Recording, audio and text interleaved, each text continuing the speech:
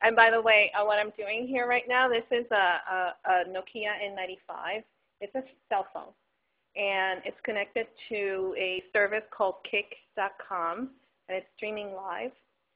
So in another, 10 minutes, if I wanted to put this on a blog, actually people probably are getting this through my Twitter feed, and I'll explain what a Twitter feed is. And they're probably already on the site watching us. Yeah, hi. keep your profanity to Fuck!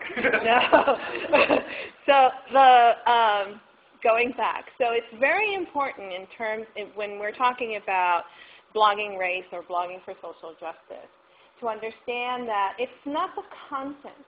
For you right now, what is most important, and I will tell you, and we'll talk a little bit about that because you guys are going to participate in a little bit, but it's how you use the platform in order to create a sphere of influence that moves forward your advocacy.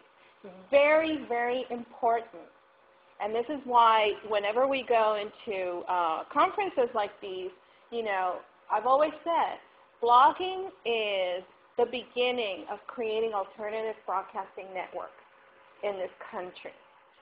So, you can start, you can try to swat down Time Warner and, and ABC and CNN and all these big companies, but you're talking about, fighting against multi-billion-dollar industries that has no reason to change at all.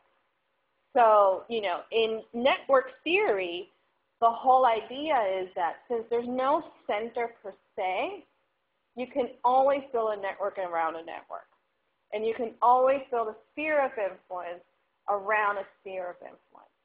And so how you link to other sites, how you pick bloggers to quote, how you bring people into your site, and you go out into other places, out on the web, is going to create the kind of sphere of influence that will allow you to move your advocacy forward. And that's why it's important to have a knowledge of digital, have digital literacy, understand what digital capital is, in order to then leverage into digital capacity. Right. Take it away. Because that third element is important. So, what do you do with that digital capital? You don't want to just replicate opportunities for yourself. You want to create networks, communities, institutions, vehicles to expand, to amplify your message. That's digital capacity, right? So we have a perfect example is Huffington Post.